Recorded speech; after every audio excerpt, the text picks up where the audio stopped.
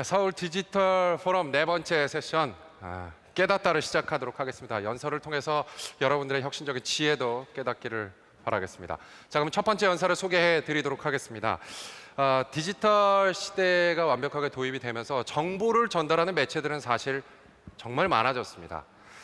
권력을 제대로 감시하는 기능을 가지고 있는 매체들은 점점 또 줄고 있는 것도 사실입니다. 언론 본연의 기능을 잃어가는 미디어 매체의 현실과 해결 방안, 그리고 투명하고 보다 나은 세상을 만드는 데이터 저널리즘의 세계로 여러분을 안내하도록 하겠습니다. 한국탐사저널리즘센터 데이터 저널리즘 연구소장 권혜진 박수를 큰 박수로 맞아주시기 바랍니다.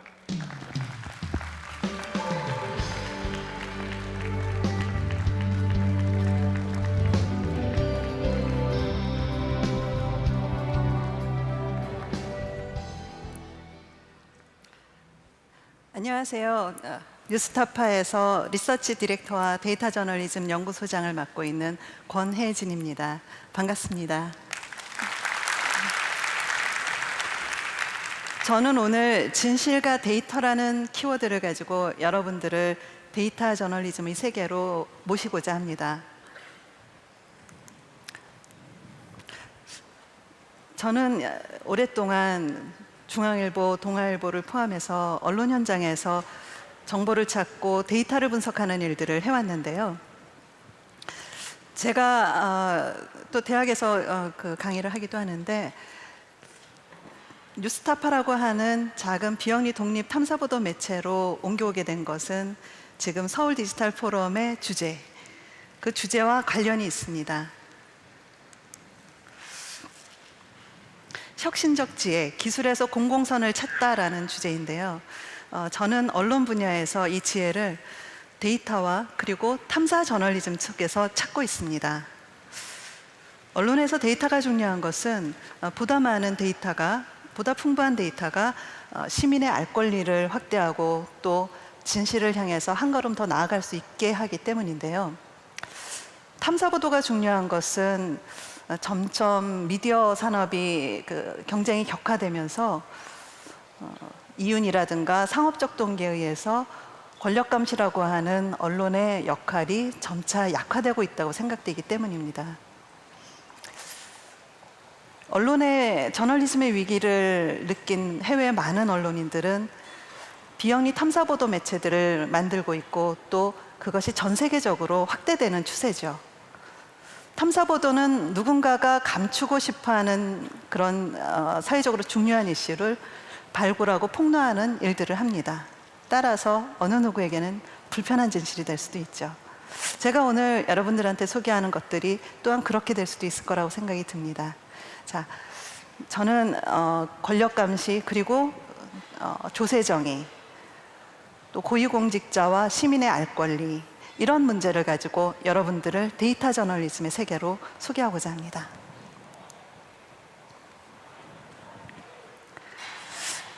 (2012년 12월 11일) 소위 국정원 직원으로 밝혀진 한 사람이 대통령 선거와 관련된 글을 인터넷 사이트에 올리다가 발각이 되는 일이 있었습니다.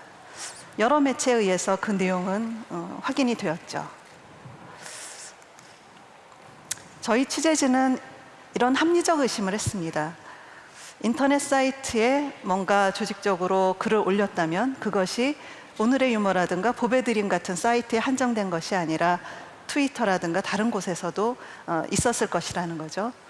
그래서 알려진 내용을 인터넷 검색 그리고 트위터 검색을 통해서 확인해 봤습니다. 보시는 것처럼 내용이 거의 같은 것들이 발견이 되고 그런 내용을 올린 아이디들이 발견이 되었죠. 그러면 그 계정을 대상으로 해서 트위터를 하시는 분들은 아시겠지만 팔로잉, 팔로워, 또 리트윗 아이디들을 수집해 나가기 시작합니다. 그 많은 아이디들 중에서 저희가 주목한 것은 일정한 기준을 가지고 수집을 해 들어가기 시작했는데 그 기준은 이렇습니다. 12월 11일을 기점으로 해서 트위터 계정 활동이 정지되거나 혹은 삭제한 아이디들, 그리고 특정 시점을 기준으로 해서 트윗 활동이 활발해졌는데 소셜미디어 툴로 봤을 때 그것이 패턴이 비슷하게 나오는 것들, 내용적으로 봤을 때에는 종북 비판이라든가 정책 홍보, 야당 비판과 같은 내용이 들어있는 트윗 멘션들입니다. 지금 보시고 있는 것은 소셜미디어 분석 툴을 통해서 본 트윗 멘션들의 활동 그래프입니다. 보시다시피 저 시점은 2012년 8월 20일 부근인데요. 종료된 시점, 트윗 활동이 정지되고 계정이 삭제된 시점은 바로 12월 11일 정도가 됩니다. 8월 20일은 여당 대통령 후보가 결정된 날이죠. 저희는 이렇게 현장 취재가 아니라 데이터 취재를 통해서 진실들을 추적해 가기 시작했습니다. 그렇게 해서 저희가 수집한 아이디들은 약 600여 개가 넘었는데요. 그 600여 개가 올린 트위터 멘션들을 수집을 해야 되는데 거기에서 조금 난간에 부딪혔습니다. 왜냐하면 짐작하시다시피 국내에서 그것을 줄 수 있는 데가 많지 않았거든요. 그래서 저희는 별도로 인터넷 프로그래밍, 크롤러 프로그래밍을 만들어서 해외에서 데이터를 수집했습니다. 그렇게 해서 수집한 트윗 데이터가 한 28만여 건이 됐는데요. 그 28만여 건의 트윗 데이터를 가지고 소위 소셜 네트워크 분석을 했습니다. 사회 연결망 소프트웨어를 이용을 했는데 예를 들면 게피라든지 넷마이너 같은 프로그램이죠. 그렇게 해서 소프트웨어로 분석을 해보면 리트윗 네트워크 통해서 거기에서 연관관계가 드러나게 됩니다. 저희는 모듈러리티 분석이라는 것을 통해서 10개 그룹이 활동을 했다라는 분석을 내놓았죠. 그리고 그 연루 의혹이 있는 아이디들이 올린 멘션을 들여다보면 대통령 선거와 관련된 내용이거나 혹은 정치 관련된 내용들이 직접 올린 글은 한 3,700여 건, 그리고 실제 리트윗한 것들은 5만 5천 건 이상이 발견되는 것을 볼 수 있었습니다. 자, 같이 한번 보시죠. 그 결과 얻어낸 네트워크 지도입니다. 국정원 추정 계정을 포함해 모두 5,500여 개의 계정이 서로 연결되어 있습니다. 초록색이 일반 계정이고 빨간색이 국정원 추정 계정입니다. 국정원 추정 계정만 남겨놓고 모두 지워봤습니다. RT 횟수가 10번 미만인 계정도 연결도가 낮다고 판단해 지웠습니다. 그랬더니 국정원 추정 그룹의 전체적인 관계망이 모습을 드러냅니다. 여기에 분석 과정에서 새로 확인된 의심 계정을 추가해 네트워크 지도를 완성했습니다. 큰 원으로 표시된 핵심 계정이 주로 인용이 이뤄진, 다시 말해 주요 콘텐츠 생산자입니다. 핵심 계정이 왕성하게 글을 작성하면 주변 계정들이 RT로 퍼날랐음을 보여줍니다.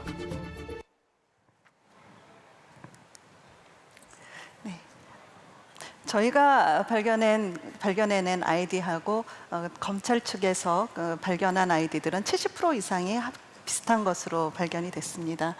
제가 다음에 소개해드릴 내용은 조세정의에 관한 프로젝트입니다.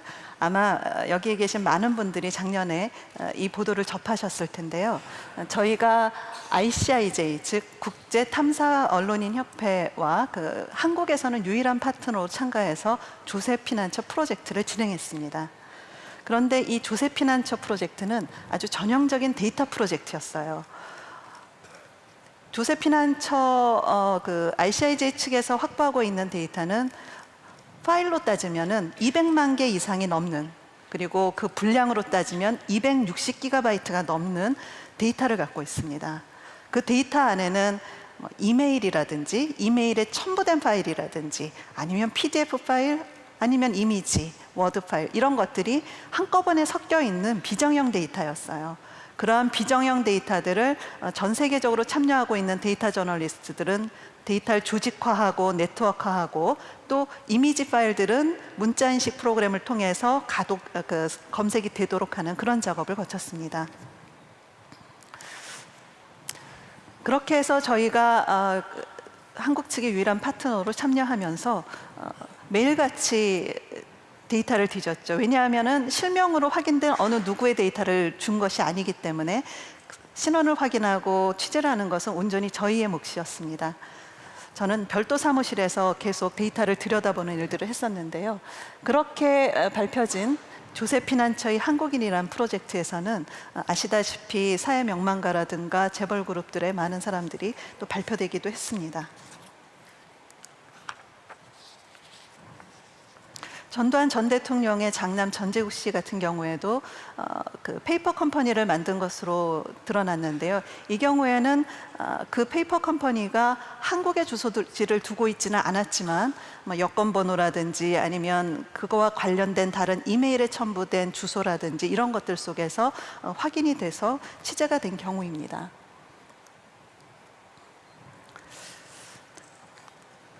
저희가 짧은 시간 동안 한국의 그 명단 속에서 밝힐 수 있는 것들은 굉장히 많이 밝혔지만 그렇게 하지 못한 것들은 시민들의 참여를 통해서 취재를 하는 클라우드 소싱 방식으로 취재를 진행해 나갔습니다. 왜냐하면 ICIJ가 전 세계에 10만 개가 넘는 페이퍼 컴퍼니 자료를 모두 공개할 것이라는 것을 저희는 알고 있었거든요. 그렇기 때문에 한국계 주소지를 둔 그 사람들을 저희도 공개를 하고 같이 발맞춰서 공개를 하고 많은 분들에게 제보를 해주십사 크라우드 소싱 방식을 채택했습니다. 이러한 시민 참여형 그 프로젝트를 통해서 많은 제보가 들어왔고요. 그런 것들이 실제 보도에 반영되기도 했죠. 장기간 걸쳐서 진행됐던 조셉 피난처 프로젝트는 올해 중국을 마지막으로 종결이 되었습니다. 중국 프로젝트에 참여하면서 저희는 영국의 BBC라든가 가디언, 일본의 아사히 신문, 또 프랑스의 르몽드지와 같은 다른 뉴스 언론들과 같이 중국의 조셉 피난처 관련 보도들을 진행했습니다. 그러다 보니 한때 중국에서 ICIJ 홈페이지와 또 저희 뉴스타파 홈페이지가 차단되는 그런 경우도 있었어요. 관심 있는 분은 인터넷에 가셔서 ICIJ 데이터베이스라고만 구글에서 검색을 하시면 이런 사이트를 만나실 수 있습니다. 지금 ICIJ에서 확보한 10만 개 이상이 넘는 그 페이퍼 컴퍼니에 대한 자료가 주소지까지 모두 전 세계에 공개가 되어 있어요. 그러다 보니 저기에서 부산 이렇게 검색을 한다든가 사람 이름을 검색을 한다든가 이러면 주소의 번지수까지 나와 있는 경우들이 많이 있습니다. 이 사이트를 만든 곳은 코스타리카 언론이에요. 그래서 전 세계 각 나라에 흩어져 있는 탐사 저널리스트들이 특히나 데이터 저널리스트들이 이러한 전 세계 공공선을 위해서 참여하고 프로젝트를 진행해 가고 있는 상황입니다. 작년을 한국 사회를 좀 흔들었던 조셉 피난처 보도는 저렇게 보시다시피 관세청의 보도자료로도 확인할 수 있는데요. 저희 그 보도에 의해서 국부 유출 등 불법 외환거래 약 1조 123억 상당을 적발했다고 발표를 했습니다. 그 중에 보시면 뉴스타파가 공개한 명단과 관련해서 신원을 확인 중이고 우선 13개 업체의 재산 도피 등 불법 외환거래 총 7,389억 상당을 적발했다라는 발표를 했습니다. 한편으로는 저희가 언론으로서 입법사법 행정에 이어서 제4부라는 얘기를 하는데요, 언론이. 그러한 건전한 감시의 역할을, 감시견의 역할을 한 것이 아닌가 이런 생각이 듭니다. 저희가 중점적으로 하고 있는 것 중에서는 예산에 관련된 것들을 중요하게 생각하고 있습니다. 내가 세금을 내는데 그 세금이 어디에 쓰는지 혹은 그 세금이 쓸데없이 낭비되고 있는 것은 아닌지에 대한 것은 굉장히 중요한 문제라고 생각이 드는데요. 사실 전문가가 아니면 그 예산 자료를 입수하고 분석하고 하는 것이 참으로 어렵습니다. 어려워서 저희 역시 어려움을 많이 겪고 있죠. 그래서 한 해 끝나는 문제가 아니라 이것을 장기 기획으로 지속적으로 감시를 하는 프로젝트를 진행하고 있는데요. 그렇게 해서 많은 것들이 또 발표가 되고 있습니다. 예를 들어 최근에는 지자체에서 지급되고 있는 사회 보조금의 경우에 관변단체 보조금이 한 해에 350억 정도가 특정 단체들에게 지급됐다, 이런 것들이 밝혀지고 있는데, 그런 것은 저희가 누구에게 보도자료를 받아서 쓰는 것이 아니라 직접 정보공개 청구를 한다든가 아니면 예산 관련된 자료들을 막 뒤진다든가 이런 것을 통해서 발굴해내는 것이죠. 작년에 서울 디지털 포럼에서 사이먼 로저스라고 하는 가디언지의 데이터 에디터 출신이 와서 발표를 한 적이 있습니다. 그 내용에 보면 그렇게 정보 공개가 잘 되어 있는 영국 정부에서도 이 예산 데이터를 본인들이 하기 위해서는 수많은 PDF 자료를 뒤져서 만들어야 하기 때문에 어려움을 겪고 있다는 얘기를 했는데, 비단 우리나라의 상황만은 아니고 굉장히 많은 정부가 발표하는 자료들이 실제 시민들이 보기에는 어려운 형태로 제공되고 있는 경우가 많이 있죠. 저희가 지방선거를 앞두고 있는데요. 대통령 선거라든가 지방선거를 앞두고 후보들이 공약을 내놓는데 우리는 몇 년이 지나면 어떤 공약을 내놨는지 또 까먹기 일쑤입니다. 그래서 그 공약이 얼마나 지켜졌냐, 이 공약의 이행 정도를 시민들이 알고 선거에서 어떤 후보를 뽑아야 되겠다라는 그 정보를 줄 수 있어야 되는데, 그런 장기 기획 역시 하고 있습니다. 그래서 좀 꼼꼼하게, 예를 들어서 대통령 공약의 경우에도 201개의 공약으로 나눠서 꼼꼼하게 자료를 정리하고 그것의 이행 정도를 지속적으로 살펴보는 프로젝트를 하고 있습니다. 지금 나온 화면은 미국의 텍사스 트리뷴이라고 하는 비영리, 저희 같은 비영리 독립 매체인데요. 거기에서 보시면 고위공직자들의 재산을 저렇게 볼 수 있게 하는데, 어떤 것이냐 하면 법안을 만들고 집행하는 고위공직자들이 어떤 재산을 갖고 있는지에 따라서 혹시 이해 충돌을 빚는 부분은 없는지를 시민들이 알아야 된다는 것이죠. 보시면은 사람을 클릭해서 전부 다 그 재산을 볼 수 있도록 시민들에게 공개를 하고 있습니다. 이런 작업을 저희도 하고 있죠. 우리나라에서 고위공직자들의 재산이 공개된 것은 그렇게 오래된 것은 아닙니다. 하지만 초반부에 공개된 자료들은 소위 확장자만 PDF고 내용은 이미지예요. 그냥 사진이거든요. 그러면 그것을 문자인식 프로그램을 돌리고 또 텍스트 데이터베이스로 만들고 하는 것들은 매우 지난한 지루한 작업이 되고 있습니다. 예를 들어서 국회의원들의 재산 내역은 국회 사이트 중에서도 국회 공보라는 데에 공개가 됩니다. 매년 공개가 되죠. 그런데 이 사이트는 특이하게도 밖에서 구글 같은 사이트로 검색을 하시면 내부 PDF의 문자열이 잘 검색이 안 됩니다. 그러면 저 안에 서치, 검색 박스에서 검색하면 잘 검색이 될까요? 검색이 잘 안 됩니다. 예, 아는 국회의원 이름으로도 검색이 안 되는데요. 제목에 있으면 검색이 되겠죠. 하지만 보시다시피 1호, 2호, 3호, 4호 이렇게 올라와 있기 때문에 일반인들이 저 자료를 찾기는 어렵습니다. 저희는 알죠. 42호에 있거든요. 예. 그렇게 입수를 한다 하더라도 또 벽에 부딪힙니다. 이 자료는 PDF 형태로 올라와 있는데, 예를 들어서 국회의원들의 재산 자료를 다 합쳐서 나는 시민은 우리 지역의 국회의원이 어떤 주식을 가장 많이 갖고 있는지, 혹은 전체 국회의원들을 다 토탈 분석해 보니 가장 많이 갖고 있는 주식은 뭔지 보고 싶은데 PDF 형태로 있다면 작업이 어렵죠. 보시다시피 은행이나 증권은 하나의 셀에 다 몰아져 있기도 하고요. 그래서 저런 것들을 궁금해하는 시민들은 있겠지만 데이터가 없기 때문에 보도들이 나올 수가 없습니다. 그래서 뉴스타파 같은 경우에는 저희 특히 데이터 저널리즘 연구소는 현재 없는, 그러나 시민의 공공선, 공익과 관련된 주요한 데이터들을 우선 만들어야 되겠다라고 생각을 하고 저런 작업들을 하고 있습니다. 그러한 작업은 상당히 지루한 작업인데요. 예를 들어서 4대강과 관련된 예산을 우리가 보겠다.